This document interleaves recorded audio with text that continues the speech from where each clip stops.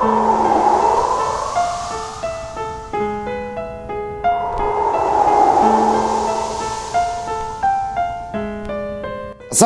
warahmatullahi wabarakatuh. Selamat malam semuanya teman-teman. Selamat datang kembali di channel kesayangan kita, channel Ilo Ekstrim. Dan dimanapun teman-teman berada, semoga teman-teman selalu dalam keadaan sehat walafiat tanpa kekurangan satu apapun. Amin amin ya robbal alamin. Pada kesempatan yang baik ini kami akan membawakan satu kisah dari Mbak Nuna. Wow, jadi ini adalah endingnya dari Misteri di Hutan Bambu ya. Kisah segitiga antara Dara, Fatih, dan Indra.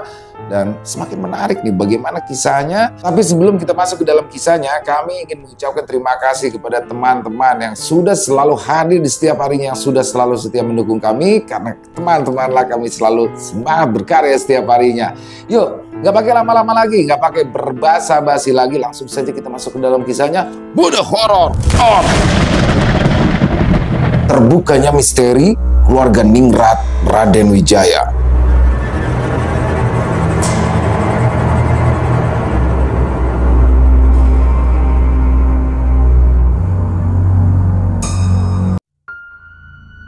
Jawa Tengah, beberapa hari setelah aku makan siang dengan Mas Indra.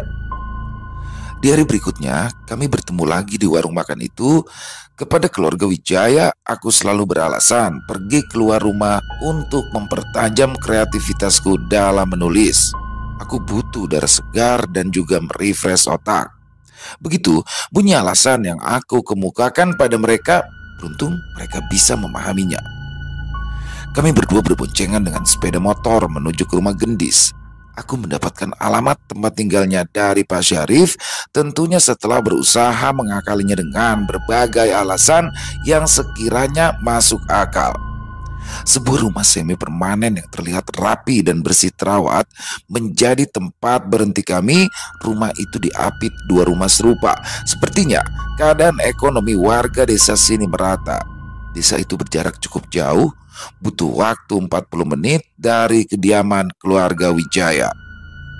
Setelah mengucap salam dan dijawab oleh si empunya rumah, kami pun dipersilakan masuk. Terlihat hanya aneh sepasang suami istri seusia ibuku. Mereka adalah kedua orang tua Gendis. Sepanjang percakapan kami, bapaknya Gendis lebih banyak diam. Dia masih sangat terpukul atas kehilangan putri sematawayangnya itu. Gendis itu masih punya kakak laki-laki, ada dua, dan dua-duanya itu merantau ke Jakarta. Tapi kalau lebaran ya pulang. Wong istrinya di sini, orang satu desa juga, tutur ibunya Gendis. Aku mengangguk saja sembari mengatur kalimat selanjutnya agar tidak membuat kesedihan kedua orang tua ini bertambah dalam. Maaf Pak, Bu, saya menemukan surat yang ditulis Gendis untuk Raden Arya Wijaya. Seolah mencari pegangan, aku menatap Indra untuk mengatasi rasa takutku setelah mengatakan rahasia itu. Apa? Surat itu ada di tangan Mbak, tanya bapaknya Gendis. Kaget, mimik wajahnya seolah mengatakan kalau ia tidak percaya. Sekali lagi aku mengangguk. Gendis itu tidak mati dibunuh. Bagaimana bisa seorang anak gadis menghilang di hutan bambu, sedangkan malam itu anak-anak dan wanita dilarang ke sana. Hanya bapak-bapak yang menjebar mencari keberadaan anak kecil yang hilang itu, kecuali Dara. Ya, anak camat itu di desa sebelah. Dia datang bersama Mas ini. Mereka dulunya mantan kekasih. Benar kan Mas? Apa? Aku sangat terkejut kalau mendengar ucapan bapaknya Gendis. Mas Indra menatapku gugup saat aku menoleh ke arahnya. Saya tahu sebab masnya ini rumahnya di hutan bambu itu. Dia itu saudaranya Sarwan, orang yang suka dituduh sering menculik anak. Tapi saya tahu kalau Sarwan itu orang baik. Bukan dia yang menculik anak-anak ataupun Gendis, ujar bapaknya Gendis terlihat berapi-api. Mas Indra dan Dara anaknya Pak Camat. Kalimat tanya itu meluncur tanpa bisa aku kendalikan. Tanyakan saja sama Mas Guru ini. Mereka itu sudah sangat dekat. Tapi harus berpisah lantaran anak gadis itu dijodohkan dengan polisi. Lagi-lagi ucapan bapaknya Gendis membuatku ternganga. Jadi kemesraan antara Fatih dan Dara kemarin adalah wujud romantisme pasangan kekasih, bukanlah kakak dan adik seperti yang aku kira. Nah, sebaiknya saya minta surat itu untuk bukti. Serahkan surat itu pada saya sekarang. Emosi bapaknya Gendis tampak mulai tidak terkendali. Pak, jangan gegabah, Pak. Surat itu adalah satu-satunya bukti untuk bisa menyeret keluarga Wijaya ke penjara jika memang pelakunya adalah Arya. Serga Mas Indra coba membelaku. Sudah toh, Pak, tenang. Tenang, ibunya Gendis tampak berusaha keras untuk menenangkan suaminya. Apa isi surat itu sebenarnya? Tanya Pak Basir, bapaknya Gendis, dengan dada yang masih terlihat kembang kempis, pertanda emosi di dalam dirinya masih belum stabil. Aku terdiam untuk berpikir, karena khawatir jika memberitahukan isinya pada kedua orang tua ini. Sebab di dalam salah satu surat itu, Gendis mengatakan kepada Arya kalau dirinya merasa bersalah dan berdosa setelah melakukan hubungan intim dengan laki-laki itu. Aku menebak kalau hubungan itu pertama kalinya Gendis lakukan. Sakit sekali melihat kelakuan bejat anak seorang ningrat kepada anak pembantunya. Gendis bilang kalau dia ingin terus bersama Raden Arya, dan Gendis juga bilang bapaknya sudah tahu dan memberikan restu. Itu saja. Aku terpaksa berbohong, berusaha agar hati orang tua Gendis tenang. Semuanya tampak merenung sebelum akhirnya memutuskan untuk mencari jalan keluar bersama-sama. Malam itu, Gendis keluar untuk janjian dengan Raden Arya. Jika saja ada bukti ataupun saksi mata, ujar Pak Basir. Insya Allah akan ada jalan keluarnya kok, Pak. Yang penting sekarang kita sama-sama saling membantu. Jangan ada yang gegabah membocorkan rencana kita untuk membongkar kebusukan Raden Arya. Ucapku di penutup percakapan kami. Akhirnya aku dan Mas Indra pamit pulang. Setelah berbincang-bincang selama kurang lebih 2 jam, aku bahkan diperbolehkan memeriksa kamar almarhum Gendis untuk mencari jejak kepergiannya. Sekeluarnya dari rumah orang tua Gendis, Mas Indra menghentikan sepeda motornya di tengah area persawahan yang luas. Jalanan di sini tampak lengang, tidak banyak kendaraan lewat. Loh, kenapa Mas? Motornya mogok ya? Tanyaku penasaran. Enggak, jawabnya dengan nada bicara yang terdengar begitu berhati-hati. Kutunggu Mas Indra selesai menghela napas. Aku menebak kalau dia ingin mengatakan sesuatu yang lebih panjang daripada sekedar jawaban singkat tadi. Sebenarnya saya ada di lokasi di mana Gendis dan Arya bertemu. Saya melihat mereka berdua pergi bersama. Perkataan Mas Indra membuatku terkesiap. Apa benar yang kamu katakan itu, Mas? Akhirnya aku bisa mengeluarkan sebuah pertanyaan setelah beberapa saat dibuat tercengang atas pengakuannya. Iya, malam itu saya datang ke rumah Raden Cakrawijaya untuk membuat kesepakatan. Saya tahu teror yang dikirim pada keluarga saya itu berasal dari dia. Jadi saya memintanya untuk menghentikan semua, karena saya sudah tidak tahan melihat 2 kakak saya, 2 adik saya, dan kedua orang tua saya menderita. Saya bahkan berjanji akan pergi dari desa ini asalkan mereka mau mencabut segala jenis teluh yang dikirim untuk menghancurkan keluarga saya. Terangnya dengan mata yang mulai berkaca-kaca. Jangan bilang kalau kamu tidak jadi pergi gara-gara wanita yang bernama Dara itu, Mas. Ucapanku sepertinya tidak beraturan, tapi aku tak kuasa menahannya. Aku begitu penasaran dengan hubungan mereka berdua. Sejak di rumah Gendis tadi, aku sangat ingin membahas soal Dara. Sejenak Mas Indra menatapku. Benar, saya benar-benar tidak bisa meninggalkannya. Wajah Mas Indra tertunduk lesu. Tapi hubungan kalian itu akhirnya kandas juga. Kenapa, Mas? Apa polisi itu yang merebut Dara dari kamu? Cecarku tanpa ampun. Aku sungguh tidak membiarkan Mas Indra jeda barang sejenak. Padahal aku tahu hatinya terluka setiap membicarakan tentang Dara. Tapi rasa penasaranku sudah memuncak. Mungkinkah aku sedang dibakar cemburu? Entahlah. Aku belum bisa pergi, sebab telur itu kemungkinan dikirim juga ke rumah Dara, dan Raden Cakrawijaya menjadikannya sebagai kambing hitamnya. Wajahnya serius menatap ke arahku.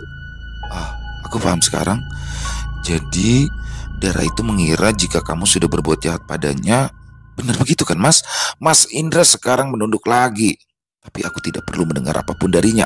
Sudah jelas jawabannya bahwa Raden Cakrawijaya adalah dalang dari semuanya. Sekarang bagaimana pendapatmu jika kasus gendis ini diangkat ke ranah hukum, Mas? Apa kamu siap untuk bersaksi? Tanyaku meminta ketegasan darinya. Saya melihat Arya membawa gendis ke sebuah tempat, tapi saya tidak tahu apa yang mereka lakukan berdua di sana. Saya pergi karena malam itu pencarian anak yang hilang jauh lebih mendesak. Lagi pula, saya tidak sampai kepikiran bahwa Arya akan tega melenyapkan gadis itu. Terlihat wajah Mas Indra menyiratkan penyesalan. Mas, kita harus ke tempat itu. Saya yakin ada petunjuk di sana. Aku meraih tangan Mas Indra, menatapnya penuh harap. Ia balas menatapku dengan gayanya yang selalu tenang.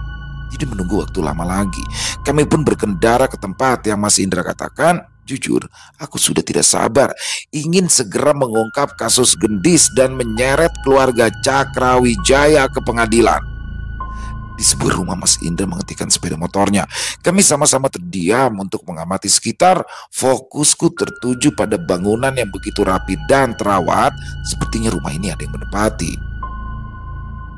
Saat aku menoleh ke arah Mas Indra, dia kedapatan masih asyik menyisir bagian luar rumah bergaya limas itu hingga ke jalanan di sisi kanan rumah yang tampak begitu tenang.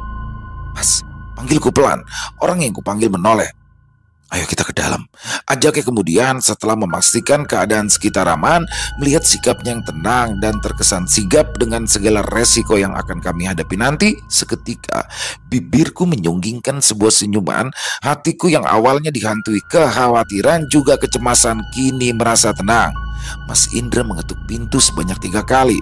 Suasana hening sampai ketukan kedua dibunyikan dengan jumlah yang sama. Hasilnya tetap tidak ada sautan. Apa kita masuk secara paksa aja, Mas? Tanyaku yang sudah tidak sabar. Sesaat Mas Indra hanya menatapku seolah sedang menimbang resiko yang akan kami hadapi. Terlalu bahaya kalau kamu ikut masuk. Ia menatapku dengan tatapan yang sulit kujabarkan, dalam dan penuh perhatian. Entah sejak kapan ia menatapku dengan cara seperti ini. Membuatku salah tingkah saja. Mas, aku kan yang ngajak kamu ke sini, dan aku juga yang ingin memecahkan kasus ini. Jadi kenapa aku nggak boleh masuk? Aku justru takut kalau ditinggal di luar di sini sendirian. Protesku dengan sedikit memaksa. Mas Indra tampak menghela napas dalam-dalam. Kalau begitu, kita sembunyikan dulu sepeda motornya, baru kembali ke sini. Aku setuju dengan rencananya. Kami pun menaiki sepeda motor menuju ke sebuah warung kopi yang tidak jauh dari area persawahan. Setelah memesan kopi 2 gelas dan pisang goreng, kami lalu pamit untuk berjalan-jalan dan sengaja meninggalkan sepeda motor itu di halaman warung kopi. Kami pergi dulu ya, Bu. Ada sedikit urusan. Kami mau gade sawah. Nanti balik lagi kalau pisang gorengnya sudah matang ya. Pamitku pada sang ibu pemilik warung. Loh, tapi ini kopinya bagaimana? Sudah terlanjur dibikin loh. Tanya sang ibu warung dengan mimik muka kebingungan. Iya nggak apa-apa, Bu. Kita perginya cuma sebentar kok. Sekalian titip sepeda motor itu dulu ya, Bu. Aku tersenyum lebar agar terlihat meyakinkan. Tidak mau membuang waktu karena hari pun semakin menuju sore. Aku dan Mas Indra melangkah cepat ke arah rumah tadi. Letaknya tidak jauh dari warung kopi, sekitar 500 meter. Setelah mengendap-endap dan memastikan keadaan aman, kami lalu masuk lewat pintu belakang rumah. Mas Indra membukanya paksa dengan cara merusaknya. Di dapur rumah itu, aku menemukan keadaannya sangat rapi. Tebakanku pasti benar kalau rumah ini berpenghuni. Jadi, aku dan Mas Indra pun sepakat untuk mempercepat langkah agar secepatnya bisa pergi dari sini. Baru 5 langkah dari pintu belakang rumah, bunyi yang cukup bising menghampiri telinga. Datangnya seperti pengeroyokan, ramai dan berisik. Refleks mataku melihat ke atap karena asal suaranya dari sana. Hujan, kata Mas Indra berusaha memberitahu agar aku tidak kebingungan. Terus kita gimana? Tanyaku setengah panik. Kita teruskan pencarian. Sepertinya rumah ini kosong. Mungkin penghuninya sedang pergi. Mas Indra memimpin di depan. Aku terus mengikutinya sembari memasang sikap siaga. Kita periksa semua kamar. Mas Indra berkata dengan suara lirih. Aku mengangguk tanda setuju. Rumah berukuran sedang itu memiliki 3 kamar tidur. Satu persatu kami periksa dan kebetulan atau keberuntungan semuanya dalam keadaan tidak terkunci. Memang tidak ada barang-barang berharga di dalam sini.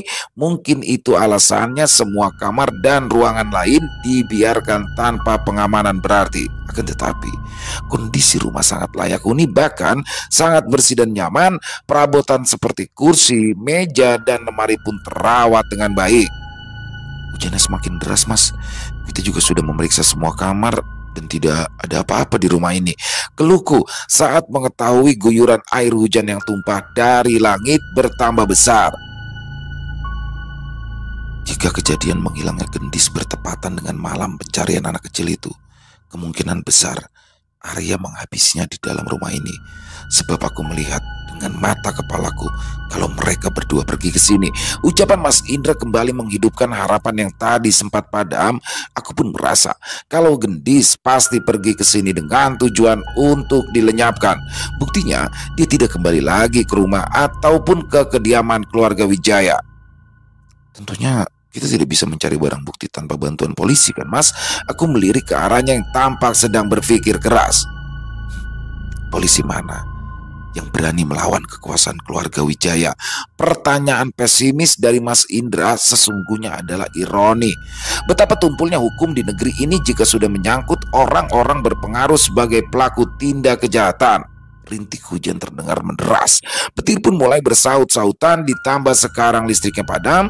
Di dekat aku berdiri, tidak nampak keberadaan Mas Indra. Mungkinkah dia sedang mencari korek api atau lilin? Sebab aku mendengar langkahnya berjalan menjauh. Dan saat mulutku bersiap memanggil namanya, aku justru dikejutkan oleh kehadiran gendis. Jantungku rasanya mau melompat sebab aku sepenuhnya sadar sosok itu pastinya bukanlah sosok manusia biasa.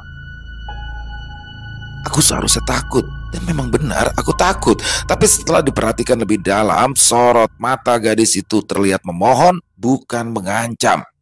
Aku bahkan sampai menitikkan air mata kalau teringat bahwa keluarganya begitu kehilangan dan merindukan sosoknya. Gendis, liriku dalam hati. Perlahan kakiku dengan sendirinya mengikuti kemana gendis pergi. Dia seolah seperti menuntunku untuk menuju ke sebuah kamar. Kamar ini memang tempat yang sudah aku periksa bersama Mas Indra tadi, dan hasilnya tidak ada apa-apa di dalam sini. Gendis menatap dinding kamar dengan tatapan kosong. Detik itu juga aku merasa keadaan berubah mencekam. Wajahnya tidak lagi sesedih tadi, tapi seperti murka dan ingin menghancurkan tembok yang ada di depannya. Kakiku mulai gemetar, seolah tersengat oleh luapan kemarahan dari sosok gadis desa yang kuperkirakan sudah meninggal dunia itu. Lambat laun, tatapannya kembali ke arahku dan bisa kupastikan aku tidak siap menerima tumpahan amarah dalam jiwanya yang mungkin saja belum tenang. "Dona!" teriak Mas Indra yang tiba-tiba saja ada di belakangku memberikanku rasa aman. Tubuhku yang seharusnya terjengkang karena kaget setelah menerima tatapan seram dari gendis berhasil ditopang dan kini bersandar pada laki-laki ini. "Mas, tadi aku lihat gendis di kamar ini. Dia terus melihat ke arah tembok. Apa mungkin itu sebuah petunjuk, Mas?" Aku terburu-buru menyimpulkan karena terus terang aku sangat yakin kalau gendis memang selalu hadir menemuiku dengan maksud dan tujuan tertentu. Sejenak Mas Indra terdiam. Dia masih menjadi sandaran tubuhku dan aku pun baru menyadarinya sehingga secepatnya aku memperbaiki posisi badan yang tadi condong ke arahnya. Bahkan aku jadi terlalu nyaman berada di dekatnya. "Bagaimana menurut kamu, Mas? Apa kita harus membongkar dinding atau bagaimana?" cecarku tidak sabaran. "Tunggu dulu, jangan gegabah." Mas Indra terdengar menghela nafas sebelum melanjutkan bicara. "Di keluarga saya hanya Pak Desarwan alias Raden Sutawijaya yang memiliki ilmu kebatinan. Saya sendiri tidak mau mendalaminya karena saya hanya ingin berharap dan bergantung kepada Allah semata. Tapi tadi itu saya melihat sebuah petunjuk. Kemungkinan besar saya tahu di mana area menguburkan jasad gendis. Mataku melotot tidak percaya. Mulutku ternganga tanpa ada satu kata pun keluar dari sana. Seketika lampu kembali menyala setelah Mas Indra selesai bicara. Aku mengerjap beberapa kali karena silau. Jadi apa langkah kita selanjutnya, Mas? Tanyaku penuh kehati-hatian. Kita butuh polisi itu. Kamu mungkin bisa mengambil hatinya agar mau membantu kita. Siapa? Fatih. Maksud kamu laki-laki yang sudah merebut darah dari kamu? Mataku kembali melotot. Diamnya Mas Indra merupakan jawaban. Itu artinya ya. Tapi aku masih saja kebingungan. Maksudnya mengambil hatinya bagaimana sih? Tanyaku lagi. Dia sepertinya tertarik. Mungkin dengan kepribadian kamu. Tapi kita harus bisa membuatnya berada di pihak kita, bukan? Mas Indra menatapku penuh arti. Jadi kamu mau aku menemuinya? Tanyaku memastikan. Ya. Jawab tegas sembari menganggukkan kepala. Setelah berpikir cukup lama, aku tahu harus berbuat apa. Aku pun mengerti maksud dari Mas Indra. Entahlah, kami seperti terkoneksi satu sama lain. Orang lain pasti mengira jika Mas Indra menyuruhku merayu Fatih, tapi menurutku bukan itu yang ada di hatinya. Dia hanya ingin Fatih berada dalam satu barisan dan menjadi bagian dari tim. Aku tahu karena Fatih juga memang terlihat baik dan profesional. Dan iya, sepertinya dia bisa kuajak bicara. Kami lalu pergi meninggalkan rumah itu dan kembali ke warung kopi. Ibu pemilik warung menyeduh ulang kopi dengan alasan yang tadi sudah dingin. Dan demi menghormatinya, kami pun sama-sama duduk menikmati kopi yang sesungguhnya sukar untuk dinikmati. Pikiran yang terlanjur bercabang dan beribu rencana untuk segera direalisasikan begitu menguras energi, bahkan untuk sekedar mengecap rasa manis dari kopi hitam ini. Kami pamit setelah membayar dan segera menuju ke rumah. Mas Indra tidak mengantarkanku sampai ke kediaman keluarga Wijaya. Tentu saja kami harus bisa menjaga rahasia ini demi keamanan bersama. Selang 1 hari, aku langsung pergi untuk menemui Fatih. Tapi baru saja aku berada di ruang tamu, orang yang ingin kutemui di rumah Dara sudah muncul di hadapanku. Mbak, apa kabar? Sapanya Rama. Alhamdulillah baik. Mas Fatih, bagaimana kabarnya? Aku tersenyum senang bisa melihatnya di saat yang tepat seperti obat bagi si sakit. Alhamdulillah, saya baik kok.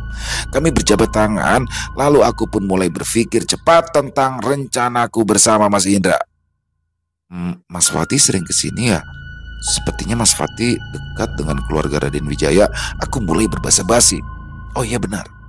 Orang tua saya dan keluarga Raden Wijaya itu sudah menjalin hubungan pertemanan ya sejak kakek buyut kami. Sial, kenapa bisa sedekat itu hubungan mereka? Akan sulit menjangkaunya jika benar keadaannya seperti itu. Saya bisa nggak mampir ke rumah Mas Fatih untuk ngobrol-ngobrol aja sih sama keluarga Mas Fatih. Ya dalam rangka silaturahmi saja. Saya juga jadi tertarik nih dengan profil keluarga Mas Fatih dan tentu saja saya ingin lebih dekat dengan Mas Fatih untuk menjalin hubungan pertemanan. Aku langsung saja ke intinya agar tidak membuang banyak waktu. Tidak lupa, sebuah senyuman terbaik kupersembahkan agar terlihat sopan. Kami saling tatap sebelum akhirnya ia menjawab dengan sikap tegas. Oh boleh, tentu saja. Saya bersedia dan juga berharap hubungan kita bisa berlanjut ke arah pertemanan ya. Selain tegas, laki-laki berseragam ini memang memiliki daya tarik seperti kataku dulu. Akan tetapi, hari ini ia sedang tidak bertugas, jadi tidak ada seragam di sana. Dan hal itu sama sekali tidak mengurangi wibawanya sebagai seorang penegak hukum. Hari itu juga, aku diizinkan keluarga Wijaya untuk berkunjung ke rumah Fatih.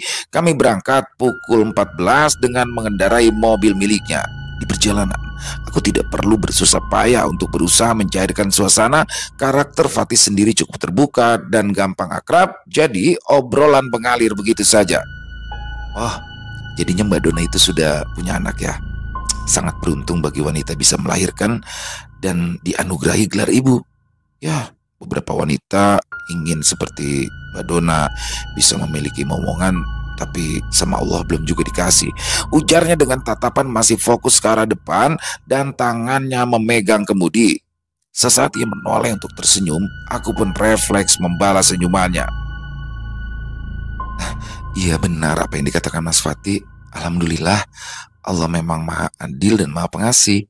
Saya yakin kok para wanita yang belum dikaruniai buah hati tetap Allah berikan anugerah lain. Dan biasanya hal-hal itu kurang diperhatikan saja sih Mas. Contohnya badan yang sehat, jiwa yang kuat, keluarga yang selalu ada, suami yang romantis dan setia. Misal rezeki yang berlimpah. Banyak sekali nikmat Allah kalau mau dibandingkan dengan kehidupan orang lain ya rasanya kurang pantas saja. Aku memutar kepala untuk menghadiahinya senyuman agar ucapanku yang panjang tadi tidak terkesan so pintar. Ya, setuju. Pendapat saya pun sama, semua manusia itu dilahirkan ke dunia sudah lengkap dengan kelebihan dan kekurangannya masing-masing. Jadi ya tidak baik ya meratapi nasib apalagi iri dengan kehidupan orang lain. Kami pun sama-sama tertawa lepas meskipun hanya sebentar karena sadar harus pandai menguasai diri dalam bersikap agar tidak kebablasan. Mas Fatih tidak penasaran kenapa saya ada di rumah Mbak Dara kemarin? Tanyaku penuh selidik. Oh iya, saya penasaran. Apalagi setelah Dara mengatakan soal foto keluarga Indra. Jawaban singkat dan tegasnya membuatku harus berhati-hati untuk meluncurkan kalimat berikutnya. Sepertinya dia pun sudah mencurigaiku. Apalagi jika menyangkut Mas Indra, hatinya pasti tak tenang. Ya, bagaimanapun mereka berdua adalah rival dalam memperebutkan cinta seorang wanita. Saya menemukan foto itu di ruangan khusus di perpustakaan milik Raden Wijaya. Jadi menurut Mas Fatih apa Indra ada kaitannya dengan keluarga Wijaya? Todongku dengan nada yang dibuat setenang mungkin. Matanya masih fokus pada jalanan di depan. Sedangkan aku dibiarkan menunggu jawabannya sembari menoleh ke arahnya. Tentunya dia pun sadar tengah ditatap olehku dari arah samping sebab posisinya aku duduk di sebelah kursinya. Oh, kalau yang itu saya tidak tahu. Tapi kenapa kamu menemui Dara untuk menanyakan alamat Indra? Informasi apa yang kamu ketahui tentang hubungan Dara dan Indra? Sekarang ia menoleh tanpa aba-aba hingga membuatku terkejut. Aku seperti anak kecil yang dibuat kebingungan dan sejujurnya iya, aku dibuat bingung dengan sikap Fatih yang berubah jadi dingin sekaligus berusaha akrab dengan sapaan kamu. Kamu menemui Dara pasti ada tujuannya kan? Kalau untuk tahu alamat Indra seharusnya bisa tanya ke siapa saja. Kenapa harus memilih Dara? Fatih tampak berusaha keras agar tetap tenang. Berkali-kali dia mencoba membagi fokus antara jalanan dan kursi di sampingnya. Aku segera mengeluarkan foto yang dimaksud agar Fatih kembali tenang. Aku rasa hatinya mulai panas setiap membahas tentang Mas Indra. Ini, alamat Dara itu ada di balik foto ini. Entah siapa yang menulisnya. Dan ini, 3 surat ini juga ada di dekat foto. Jadi ya sepertinya foto dan surat-surat penting ini hendak dibuang, tapi aku lebih dulu menemukannya. Aku sekarang jadi lebih berani karena Fatih pun sudah mendobrak batas keformalan dan kecanggungan di antara kami. Meskipun aku yakin apa yang kulakukan masih bisa disebut sopan, tapi nada bicaraku saja yang terdengar meninggi bukan berarti aku marah kepadanya. Surat gendis hanya kukeluarkan, tidak bermaksud kuserahkan kepada Fatih, tidak, selama aku belum yakin bahwa ia akan berada di pihakku. Kamu sudah masuk terlalu jauh. Seharusnya kamu tidak menyelidiki asal-usul keluarga Wijaya. Ucapnya dengan nada tenang. Loh, kan memang tugasku menulis biografi keluarga Wijaya. Apa ada yang salah dengan apa yang kulakukan? Balasku dengan cukup meyakinkan. Tidak, tidak salah. Selama kamu tetap tahu batasan. Fatih masih terfokus pada jalanan di depan. Aku terus menatapnya dengan keheranan tanpa bisa mengucapkan satu kata pun. Dara itu tidak tahu apa-apa, dan aku pun hanya tahu sebatas itu saja. Keluargaku juga bukan pendukung Raden Wijaya. Aku bahkan tidak terlalu akrab dengan mereka. Karena jujur, aku kurang suka dengan sikap anak-anak mereka yang terkesan angkuh, ungkap Fatih. Benarkah? Aku masih kebingungan mirip anak kecil, tapi aku memang sedang sangat bimbang antara harus mempercayai ucapan Fatih atau tidak.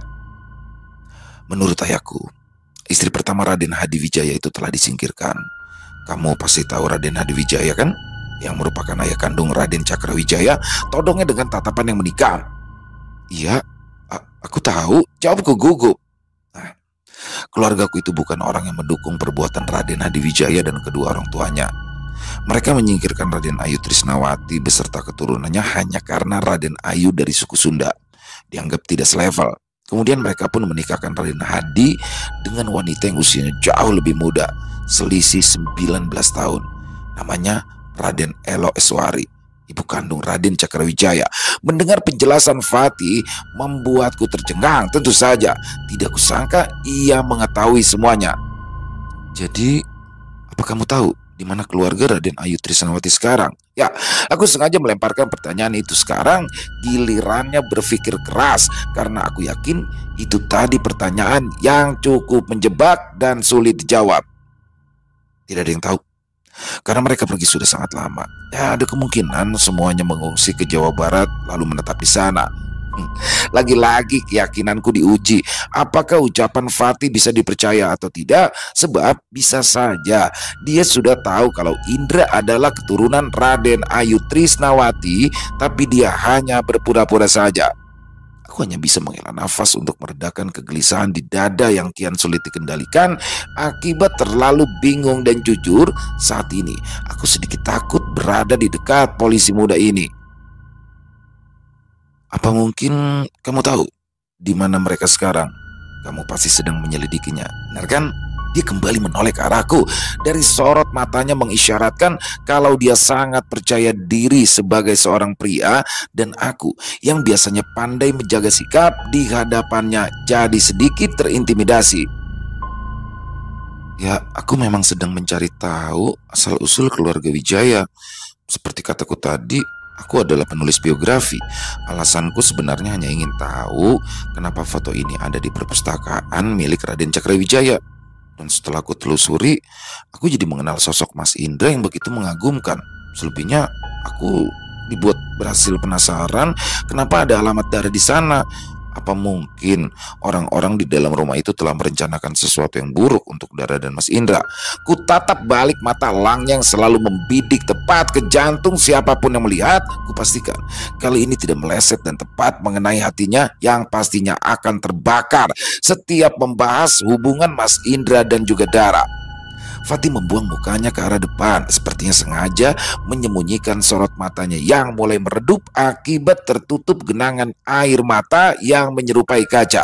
Ia terdiam cukup lama, membiarkanku menunggunya menoleh untuk mengatakan sesuatu. Mendadak, mobil yang dikemudikannya berhenti setelah menepi. Aku yang tadi terfokus pada wajahnya tentu saja terkaget-kaget saat tahu Fatih tidak jadi mengantarkan aku ke rumahnya. Aku sangat takut jika dia sampai marah ataupun tersinggung dengan ucapanku. Sepertinya ia laki-laki pertama yang berhasil membuat nyaliku menciut. Apa mungkin keluarga Indra itu adalah keturunan Raden Ayu Trisnawati? Ia melemparkan pertanyaan itu dengan cepat tetapi tetap terlihat tegas. Tidak ada sikap ceroboh atau tindakan gegabah yang ia lakukan. Sekarang Fatih tidak hanya menoleh, badannya condong ke arah kursiku. Kalau iya, apa kamu takut Dara kembali ke pelukannya? Sudah terlanjur basah, jadi aku memutuskan menceburkan diri ke dalam masalah cinta segitiga yang terjadi di antara mereka. Aku memang sangat mencintai Dara, tetapi dia juga pernah sangat mencintai Indra. Ketakutan apalagi yang menghantuiku? Jika semuanya sudah pernah aku lalui sendirian jauh sebelum kamu datang ke sini. Mata Lang itu telah kembali dan tanpa ampun menikam jantungku hingga degupnya jadi tidak beraturan seperti ini. Aku menundukkan pandangan untuk menghalau rasa takut yang hinggap di dalam dada. Dan sejujurnya, aku boleh merasakan kalau Mas Indra menyukaiku. Jadi apa menurutmu berlebihan kalau aku ingin membantunya demi mendapatkan haknya? Dia bahkan tidak berhak menyandang gelar Raden di depan namanya, terlebih mencantumkan Trisnawati di belakang namanya. Keluarganya dihancurkan, dikucilkan, dihinakan. Apa menurutmu penderitaan kamu akibat patah hati urusan percintaan sepadan dengan kisah hidup yang begitu kelam? Cecarku tanpa ampun demi membuatnya sadar bahwa Mas Indra bukanlah sebuah ancaman. Jangan dikira aku tidak tahu kalau kamu dan Indra itu ada hubungan spesial. Aku bisa melihatnya sejak pertama bertemu kalian di rumah Raden Cakrawijaya. Apa maksudmu? Aku refleks mengernyitkan dahi. Kamu itu terlihat begitu membelanya di depan banyak orang. Mungkin tidak ada yang menyadarinya. Tapi aku bisa membaca bahasa tubuh kamu. Mataku semakin menyipit, merasa perlu waspada untuk kalimat selanjutnya yang akan Fatih katakan. Tadi kamu bilang, Indra menyukaimu. Lalu kamu sendiri? Apa tidak ada perasaan suka untuknya? Benar saja, dia semakin menyulitkanku dengan pertanyaannya. Aku hanya merasa kasihan, tapi bukankah tidak ada yang salah kalau nantinya kami saling jatuh cinta? Aku wanita yang berstatus single mother. Apa yang menghalangiku untuk bersama seseorang? Gak ada kan? Ya maksudnya kami tuh hanya bersama-sama untuk tujuan memecahkan misteri rahasia keluarga Wijaya. Kami tidak pernah melakukan apapun yang melewati batas. Ucapku panjang lebar demi menyampaikan sebuah pembelaan. Tiba-tiba Fatih tertawa pelan. Aku jadi semakin gugup dibuat oleh sikapnya. Kamu itu lucu. Siapa yang sudah menuduhmu berbuat sesuatu bersamanya? Aku hanya menanyakan perihal perasaanmu. Itu saja. Dia masih asik tertawa, sementara aku sibuk memperbaiki sikap gugupku agar tidak terlihat aneh. Tega sekali ya menertawakanku. Memangnya cuma kamu yang curiga dengan hubungan kami? Raden Arya Wijaya pun sangat kejam menuduhku telah berbuat mesum dengan Mas Indra. Ya, jadi wajar kalau aku bersikap seperti tadi. Aku sangat yakin kamu ada di pihak mereka. Lihat saja, sifat dan perilaku kalian mirip. Aku yakin ucapanku ini cukup menohok, tapi aku sudah tidak takut. Aku yakin aku benar dengan sikap tegasku. Seketika Fatih menghentikan tawanya. Raut wajahnya berubah menjadi serius hanya dalam sekejap mata. Kamu memang wanita yang istimewa. Tanpa kamu sadari, kamu begitu pandai menjaga diri. Itulah yang membuatmu menarik banyak perhatian. Mengerti? Sekarang justru aku yang tertawa pelan setelah mendengarnya berbicara. Apa yang istimewa? Aku hanya penulis wanita yang bekerja dan kebetulan terperangkap dalam masalah keluarga Ningrat itu dan juga terseret masalah asmara kamu dan Dara. Kilaku cepat. Kami sama-sama tidak tahu apakah ini sudah masuk dalam sebuah pertengkaran atau bukan. Tetapi biar bagaimanapun, Fatih adalah seorang polisi. Kemungkinan ia sudah tahu untuk memposisikan aku sebagai musuhnya atau teman, seperti rencana dan tujuan awalnya saat mengajakku ke rumahnya. Kamu tidak akan sampai sejauh ini kalau kamu tidak istimewa. Kamu memiliki keberanian, kecerdasan, dan kemauan yang keras. Tapi ingat, kamu tetap seorang wanita. Kamu tetap butuh perlindungan. Fatih menyalakan mesin dan sudah siap meluncur kembali ke jalanan. Fatih, katakan, kamu ada di pihak siapa sekarang? Aku terburu-buru mencengkram tangannya agar dia tidak menginjak gas karena aku ingin sebuah kepastian. Aku ingin kamu dan Indra bersatu agar aku bisa bahagia bersama Dara. Jadi kita akan memecahkan masalah ini bersama-sama. Aku tersenyum lebar dan dibalas dengan senyuman dari wajah tampannya yang mulai terlihat bersahabat. Setidaknya hatiku tidak merasakan ketakutan lagi saat berada di dekatnya. Kami tidak jadi ke rumahnya, tapi Fatih menuju ke rumah Dara. Ia mengajak calon istrinya untuk kembali bertemu dengan mantan kekasihnya, Mas Indra. Hari itu, kami berempat berdiskusi dengan cukup serius dan bisa dibilang melibatkan banyak emosi, tapi aku salut pada kedewasaan sikap dua pria ini. Mereka tidak terlihat menyimpan dendam satu sama lain. Hal itu membuatku terharu. Hanya Dara yang terlihat masih belum bisa menerima bahwa Mas Indra ternyata baik-baik saja tanpa adanya dia di sisinya. Pada akhirnya, dengan dibantu Fatih, kasus kematian Gendis pun terungkap.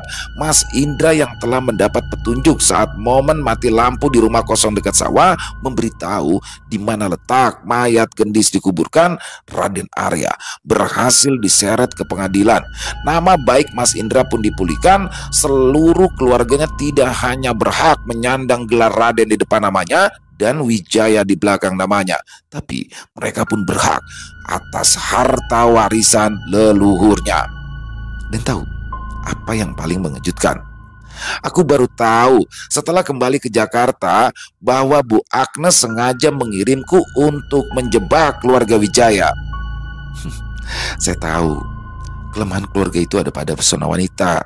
Saya itu berharap salah satunya terlibat skandal dan bisa dipenjarakan. Tapi kamu melebihi ekspektasi saya. Kamu luar biasa, Dona. Ya, wanita parubaya itu terlihat sangat bahagia sekaligus penuh misteri. Memang sudah bawaannya seperti itu sejak pertama aku bekerja di kantor. Akan tetapi kali ini ada yang berbeda. Bu Agnes tampak begitu senang dan bangga dengan hasil kerjaku. Tapi bukan soal tulis-menulis, melainkan keberhasilan memenjarakan Raden Arya dan membuat keluarga Wijaya mendapatkan masalah. Aku yang terdiam dibalut kebingungan dan dikelilingi rentetan pertanyaan yang memenuhi pikiran kembali dibuat terkejut atas pengakuan atasanku itu. Saya adalah adik bungsu Raden Ayu Trisnawati. Saya yang memangkunya di saat-saat terakhirnya. Dia begitu menderita, dijauhkan dari anak-anaknya. Dia tidak sanggup menahan kerinduan itu hingga akhirnya jatuh sakit dan meninggal dunia. Saya telah mencari tahu keberadaan anak-anaknya tapi tidak berhasil. Sekarang saya sepatutnya bersujud di kakimu dan berterima kasih atas apa yang kamu lakukan untuk kami, dan meminta maaf atas niat busukku yang menjadikanmu umpan. Baru kali ini aku melihat Bu Agnes menitikkan air mata, bahkan sangat deras hingga membuatku ikut menangis. Bu, ucapku setengah kaget saat tahu ia benar-benar akan bersimpu di kakiku. Saya melakukan ini karena saya juga seorang ibu. Saya terenyuh saat pertama kali melihat anak-anak kecil di rumah itu. Saya juga sangat senang dan bahagia, Bu.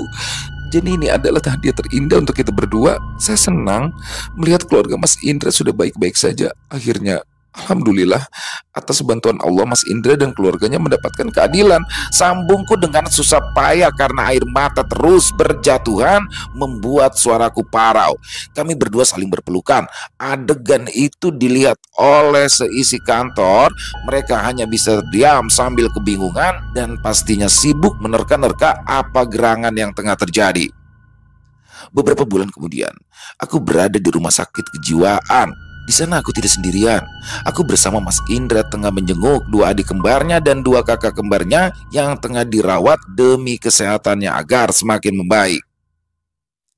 Menurut kamu, apa tidak sebaiknya kita melibatkan tokoh agama untuk membantu proses penyembuhan mereka? Tanyaku hati-hati. Kami sedang berjalan-jalan di sekitaran taman rumah sakit usai menjenguk keempat saudaranya tadi. Iya, pikiranku juga sama seperti kamu. Buktinya ibu dan ayah alhamdulillah sudah sembuh setelah dibantu Ustadz Syafiq. Beliau adalah guru ngaji di desa kami. Mas Indra menghentikan langkah. Dona, panggilnya dengan lembut. Iya, jawabku cepat. Maukah kamu hidup bersamaku menjadi pendamping hidupku? Aku akan berusaha membahagiakanmu atas izin dan bantuan Allah tentu saja. Ya, walaupun aku tahu aku tidak sempurna. Ia menunduk sebentar sebelum kembali mengangkat wajahnya untuk menatapku. Mas, apa ini tidak terlalu cepat? Mataku membelalak. Sebenarnya itu adalah luapan rasa senang, tapi aku juga malu. Maaf, aku hanya berusaha jujur mengutarakan perasaanku. Aku tidak bermaksud memaksamu untuk menyudutkanmu. Wajahnya tersipu, tapi justru itu yang membuatku terpikat. Aku baru berpisah dengan suamiku. Aku tidak ingin terburu-buru, Mas. Beri aku sedikit waktu. Apa kamu mau bersabar menunggu? Tanyaku penuh harap. Kulihat matanya yang teduh itu memancarkan cinta yang sangat kuat. Aku sampai tidak sanggup menerimanya hingga rasanya pipiku memerah menahan gejolak ini. Aku akan menunggumu dengan sabar. Sama seperti kamu yang sudah tulus membantuku keluar dari penderitaan hidup ini. Percayalah, menunggumu tidak akan pernah menyiksaku. Justru memberikan kekuatan untuk tetap melanjutkan hidup dengan penuh rasa syukur. Alhamdulillah, Allah telah mempertemukan kita. Kamu adalah hadiah terindah yang Allah kirim untukku. Aku menitikkan air mata dan langsung diusap dengan lembut olehnya. Terima kasih sudah hadir dalam hidupku, ucapnya tak kalah lembut dari gerakan tangannya yang kini mengusap rambutku. Dia pun memberanikan diri mencium keningku. Selesai. Wow, luar biasa kisah dari Mbak Nuna. Asli keren banget. Dan ini kayak kepingan puzzle setiap episode. Dan ini adalah ending yang mana pada akhirnya kebusukan daripada Raden Arya bisa terbongkar, yang mana Gendis ya, yang Gendis itu dinyatakan hilang tapi padahal dibunuh, dan akhirnya dia mendapatkan karmanya, dan yang dimana juga keluarga Raden Wijaya menyimpan sisi gelap. Ada beberapa yang dibuang sehingga semua terkuak, bahkan keluarga Indra sebenarnya juga keluarga Ningrat, tapi ada seperti persilangan ya antara Jawa dan Sunda, yang mana pada akhirnya keluarga Indra mendapatkan keadilan. Dan di sini keluarga Indra juga berat ya untuk menyanding Trahwijaya di belakangnya, dan juga otomatis beserta hak warisnya juga berhasil didapat oleh keluarga Indra. Luar biasa sekali, dan cinta segitiga antara Fatih, Indra, dan Dara ini harus berakhir dengan munculnya Dona. Jadi Dona ini sosoknya malah lebih menonjol ya ketimbang sosok Dara di endingnya, yang mana pada akhirnya Dara bersanding dengan Fatih si polisi itu, dan Mas Indra guru bersanding dengan Dona sang penulis. Jadi happy ending ya semuanya ya, alhamdulillah. Luar biasa sekali Mbak Nuna. Ditunggu lagi kisah-kisah keren selanjutnya ya Mbak Nuna ya, dengan ciri khas tulisan yang bikin baper. Semoga kisah tadi bisa menghibur teman-teman semua para pecinta penikmat horor, lebih khususnya lagi kepada para subscriber dari channel ILO Extreme. Dan buat teman-teman yang mungkin punya pendapat lain, punya komentar lain, bisa dituliskan di dalam kolom komentar ataupun hanya sekedar saling menyapa, silakan. Insya Allah kami akan membalasnya satu persatu. Dan buat teman-teman yang suka dengan video barusan, dengan kisah barusan, bisa diklik tombol like, tombol jempolnya ya. Boleh juga di-share link videonya ke teman-teman yang lain agar juga ikut merasa terhibur. Dan buat yang baru bergabung atau yang sudah lama bergabung tapi lupa belum subscribe, diklik dulu dong tombol subscribe-nya ya. Lonceng notifikasi juga jangan lupa dinyalakan agar teman-teman selalu mendapatkan notifikasi dari konten-konten yang akan kami upload selanjutnya. Untuk channel ILO Extreme kami upload setiap hari ya, malam jam 7 malam waktu Indonesia bagian Barat. Dan buat teman-teman mungkin yang punya kisah horor ya, yang diangkat dari kisah nyata, yang berdasarkan pengalaman pribadi, apabila mungkin berkenan dibawakan di channel kami, silakan bisa mengirimkannya ke nomor telepon yang ada di bawah sini. Bebas ya, dalam bentuk tulisan boleh, dalam bentuk audio boleh, senyamannya teman-teman aja pokoknya. Dan buat yang sudah mengirimkan kisah, kami ucapkan terima kasih. Buat yang sudah mengirimkan kisah tapi belum sempat dibawakan, harap bersabar ya, karena harus melalui proses penggarapan terlebih dahulu. Di akhir kata, saya ILO mengucapkan permohonan maaf apabila mungkin dalam pembawaan kisahnya ada kata-kata saya yang salah ataupun ada kata-kata saya yang kurang berkenan. Saya mohon dibukakan pintu maaf yang seluas-luasnya. Sampai berjumpa lagi di konten-konten kami selanjutnya yang pasti tidak kalah ngerinya, yang pasti tidak kalah seramnya. Masih bersama saya ILO di channel ILO Extreme. Salam sehat, sukses selalu untuk kita semua. Wassalamualaikum warahmatullahi wabarakatuh.